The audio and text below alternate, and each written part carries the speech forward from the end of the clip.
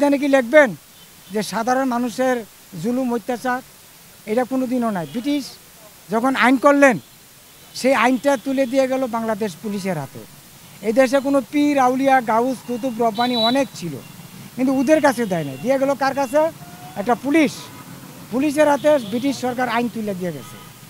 সেই আইনের মধ্যে পুলিশের হাতে আমানত রয়ে গেল কি তিনটা জিনিস আমানত রাখিয়া গেছে। একটা হলো ভূমি, এটা হলো ব্রিটিশের রেকর্ড করে থুয়ে গেছে, এই ভূমিটা থাকবে পুলিশের হাতে। তারপর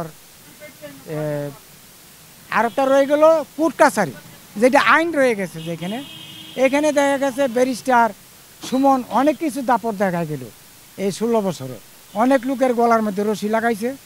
এখানে যদি পুলিশের কোনো হাত থাকতো, পুলিশে হাত দেয় নাই, যদি হাত থাকতো তাহলে কিন্তু সুমন এতগুলি লোকের গলায় রশি লাগানোর কোনো পথ পায় নাই। তো পুলিশ রয়েছে ঘুমায়া, ভূমিমন্ত্রী রয়েছে ঘুমায়া, স্বরাষ্ট্রমন্ত্রী রয়েছে ঘুমায়া। এই ফাঁকে ব্যারিস্টার সুমন হাইকোর্টের সেরা বাটপার হয়ে গেল, সিটার দালাল। সে অনেক লোকের গলার মধ্যে রশি লাগাইছে। এখন দেখা গেছে ব্যারিস্টার সুমনের গলা রশি লাগার চিন্তা ভাবনা রয়ে গেছে আরেক গ্রুপের অভাব নাই, এক গ্রুপের পর আরেক গ্রুপ।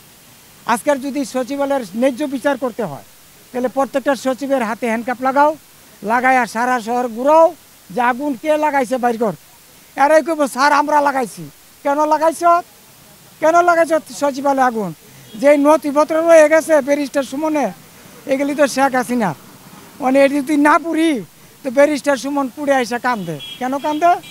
ব্যারিস্টার সুমন ছিল দুধের দুয়া তুলসী পাতা, তার কোনো মামলা নাই, কোনো বদলাম নাই, অথচ তার বিরুদ্ধে অনেক কঠিন অভিযোগ দাঁড়ালো হাইকোর্ট সুপ্রিম কোর্টে।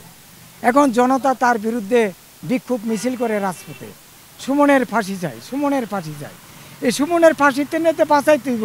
এখানে হলো টাকার খেলামেলা, চুরেরা টাকা ভাগাভাগি করে। একটা সচিবগুলি রিটায়ার্ড হওয়ার পরে তারা চলে যায় বিদেশের বাড়িতে, লন্ডন, কানাডা, সুইজারল্যান্ড, আমেরিকা। তাদের এত যাওয়ার ওর দরকারটা কি? জানো, তোরা দেশের মানুষ, তোরা দেশে বইরা থাক, তোরা দৌড় মারস, বিমানের টিকিট কেটটা পুটলা বাইন্দা লইয়া একেবারে আগরতলা যাবি কি লিখি? তোরা এই দেশের মাটিতেই থাক, তোর বিচার আছে। এই 53 বছরে আমরা মনে করব যে আর কারো কাছেই সংবিধান নাই।